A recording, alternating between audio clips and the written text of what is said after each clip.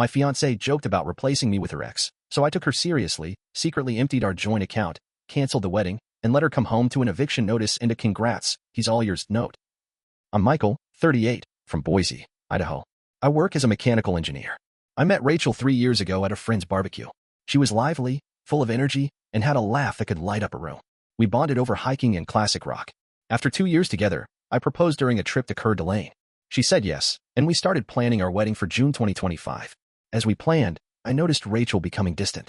She was often lost in thought, and our conversations became shallow. I assumed it was wedding stress and tried to be supportive. One evening, while reviewing our guest list, she mentioned inviting her ex-boyfriend, Mark. I was surprised and asked if she was serious. She laughed and said they were just friends now and that he was in a serious relationship. I felt uneasy but didn't want to seem insecure, so I let it go. A few weeks later, during dinner, Rachel joked, if things don't work out between us, I could always go back to Mark. I was stunned and told her it wasn't funny. She shrugged it off, saying I was too sensitive. But the comment lingered in my mind. I started noticing changes. Rachel was often on her phone, smiling at messages she wouldn't share. She began working late more frequently and became secretive about her whereabouts. One day, while she was in the shower, I saw a message from Mark on her phone. Can't wait to see you again. My heart sank. I decided not to confront her immediately. Instead, I began to devise a plan. First, I opened a new bank account and started transferring our joint funds into it, leaving just enough to cover basic expenses so she wouldn't notice immediately. Next, I contacted our wedding vendors and canceled all arrangements, managing to get partial refunds, which I also moved to my new account. Then, I spoke to our landlord and explained the situation. Since the lease was under my name, I gave notice and arranged to move out. On the day Rachel was supposed to meet Mark for lunch, I packed up my belongings and moved into a friend's guest house. I left behind an envelope containing the eviction notice, a copy of the canceled wedding plans, and a note that read, Rachel, I know about you and Mark. Consider this my resignation from our relationship. The wedding is off, the apartment is no longer yours, and the joint account is empty. Congrats, he's all yours. Michael, Rachel called me multiple times, leaving voicemails filled with apologies and justifications. She claimed it was just a moment of weakness and that she still loved me, but I didn't return her calls. I needed to move on. I focused on rebuilding my life, reconnecting with friends, and even took a solo trip to the Grand Canyon to clear my mind. It's been 6 months since that day. Looking back, I realized that Rachel's joke was a glimpse into her true feelings. I'm grateful I discovered the truth before tying the knot. Trust is the foundation of any relationship, and once it's broken, it's hard to rebuild. I learned to listen to my instincts and value my self-worth. To anyone going through a similar situation, remember, you deserve honesty and respect. Don't settle for less. After about a month of silence, things started to feel normal again. I was staying with my friend Alex, just trying to get through each day. I was focused on work, keeping my head down, going to the gym more. I was finally sleeping again, not waking up in the middle of the night wondering what Rachel was doing or if she really ever loved me. I didn't think I'd hear from her again after the last voicemail she left. But then something weird happened. One night around 10:30, I got a call from an unknown number. I usually don't answer those, but something in my gut told me to pick up. I did. It was Mark. Yeah, Mark. The ex-boyfriend. The guy Rachel joked about going back to. The same guy I was pretty sure she had been sneaking around with while we were engaged. He didn't say hi. Just jumped in like we were mid-conversation. Hey man, I think we need to talk. I didn't say anything for a second. I almost hung up. Then he said, it's about Rachel. That made me stay on. He sounded off. Not angry. Not cocky. Just tired. Worn out. He told me Rachel had moved in with him right after everything blew up. That I was right. She had been seeing him behind my back. They had been meeting up for months, talking about how she felt trapped in her relationship with me. How she wasn't sure she could go through with the wedding. Mark said he didn't expect her to actually show up at his apartment with 2 suitcases and nowhere else to go. He let her stay. But it didn't take long for things to fall apart. He said she was restless. Cold. Always checking her phone. She talked about me constantly, about how I was too calm, too logical, too quiet. How I didn't fight for her when she joked about going back to him. That line hit me hard. She wanted drama, he said. She got bored fast. Accused me of using her. Said I tricked her into ruining her life. Then he said something I wasn't ready for. I think she's losing it, man. He told me Rachel had started showing up at my old apartment even after I moved out. Sat on the steps. Cried. One night, she even slept there. Told the neighbors she just needed to be close to something familiar. But here's the twist. Mark said he found a folder in her things, hidden under her clothes. It had printouts of our bank statements, old emails, text screenshots, even my parents' address. She's holding on to you, man, he said. She says you made her look crazy. Says you ruined her reputation. I didn't say much. I just listened. I was shaking a little, not from fear, but from this deep feeling of what the hell is coming next. Then Mark added, I don't know what she's planning, but I'd watch her back. That call changed everything. Suddenly, it wasn't just about betrayal. It wasn't just about heartbreak or revenge. There was something unhinged about all of this. I started noticing little things. My car door was left ajar one morning. My mailbox was open. My boss asked if everything was okay at home because someone had called HR pretending to be my wife and asking about my schedule. It had to be her. I filed a police report. Nothing too serious yet, just to get it on record. I changed all my passwords. I moved again, didn't tell anyone except Alex and my parents. I even got a security camera installed by my new front door. But it didn't stop. A week later, a letter showed up. No return address. Just my name, in handwriting I recognized immediately. Inside was a photo of us from our engagement party. She had circled our faces with red marker. Underneath, she wrote, "You really thought I wouldn't come back?" I didn't sleep that night. Not 1 minute. I didn't respond. I wanted to ignore it, act like she was just trying to scare me. But the next letter came 3 days later. This time, it was a photo of her and Mark. They were sitting on a bench somewhere. But someone had torn it down the middle. On the back, she had scribbled, "He lied too." Everyone lies. This wasn't heartbreak. This was something darker. And I had a bad feeling the worst part wasn't over yet.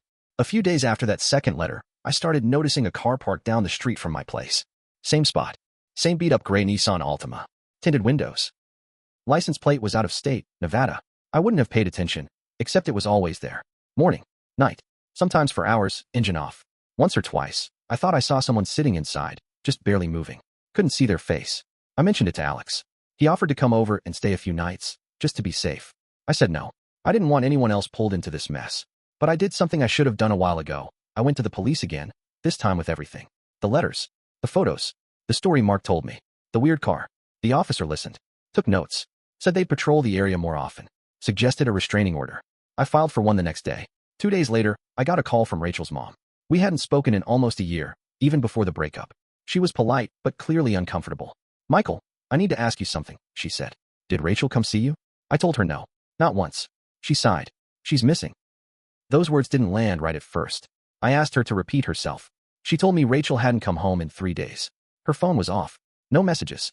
No activity on her social media. She'd been staying with a friend of hers from work after things ended with Mark. That friend hadn't seen her either. I didn't know what to say. I felt something between guilt and dread.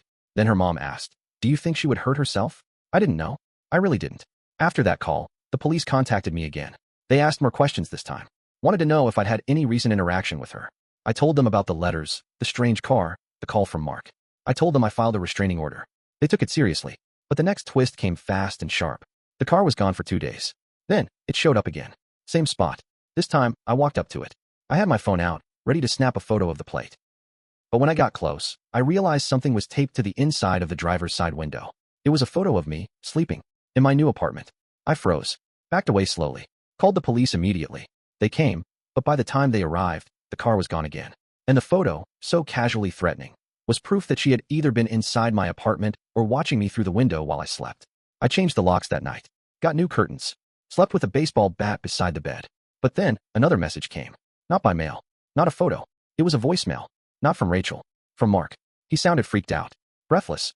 "Michael, she's here. She just showed up. She's not right. She said she needed to undo everything. She's saying weird stuff. About fate. About time.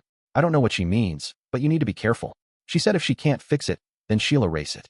I don't know what that means. I don't know where she is now. But I do know one thing. She's not done. And I'm starting to think I never really knew her at all. Should I keep going?" Mark's voicemail replayed in my head all night. She said if she can't fix it, then she'll erase it. Erase it. That line scared me more than anything. It didn't sound like just a threat. It sounded like something a person says when they're no longer tethered to reality. I called Mark back the next morning. He didn't answer. I called again. Nothing. So I drove to his apartment. When I got there, his front door was cracked open. I knocked hard, called out his name. No answer. I pushed it open and stepped inside slowly. It was trashed. Furniture overturned. Broken glass everywhere. A photo frame shattered in the hallway. The TV had been smashed, like someone had thrown something heavy at it. And in the middle of the living room floor, there was a note. Just 3 words, written in all caps with a red marker. "You never listened." I called the cops. Again.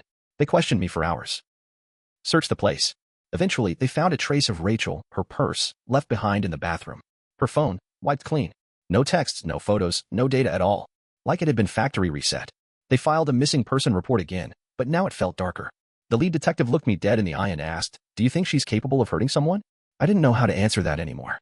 2 days later, I got an email. No subject. Just a video attachment. It was from a throwaway account. The video was shaky, like it had been recorded on an old phone. It was Rachel, standing in a park. The same one we used to walk through on Sundays with coffee. She was holding something in her hand. My college hoodie.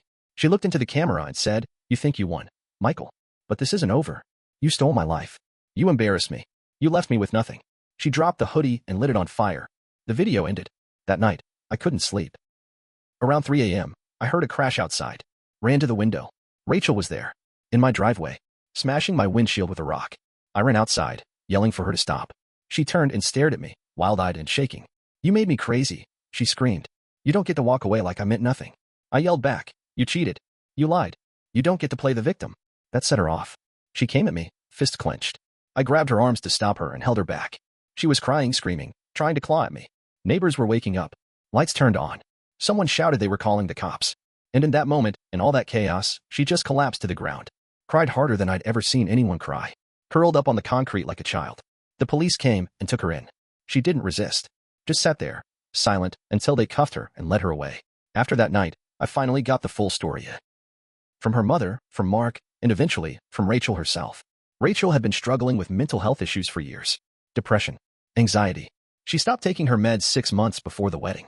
She started seeing Mark again during that spiral, not because she loved him, but because he reminded her of a time when things felt simpler. She was never planning to go through with the wedding, but she didn't know how to break it off without destroying her image. So she sabotaged it in the worst way possible. She spent weeks blaming me for everything. For not noticing her pain. For not stopping her. For moving on too quickly. For not being more passionate, whatever that meant in her mind. But during therapy sessions, part of her court-ordered treatment after the driveway incident, she started to understand what she'd done. She wrote me a letter. Not asking to get back together. Not even asking for forgiveness. Just laying it all out. "I didn't know how to be loved by someone stable," she wrote. "So I destroyed it before it could destroy me." The aftermath wasn't cinematic. No dramatic courtroom showdown. No grand reconciliation. Just a lot of quiet. A lot of processing. Mark moved out of state. Said he needed distance from the chaos. Rachel's mom still checks in with me now and then. She thanks me for not pressing charges, for showing restraint. She says Rachel's doing better now. Stable. In a long-term care program. No more throwaway accounts. No more letters. As for me, I stayed in Boise. Took a new job with more travel. I go hiking again. Alone this time. I see a therapist every week. Sometimes I still wake up in the middle of the night expecting to hear her outside. But mostly, I found peace. I learned that not everyone who laughs with you wants the same life you do. And not everyone who says, "I love you," knows what that really means. Would I do it differently? Maybe.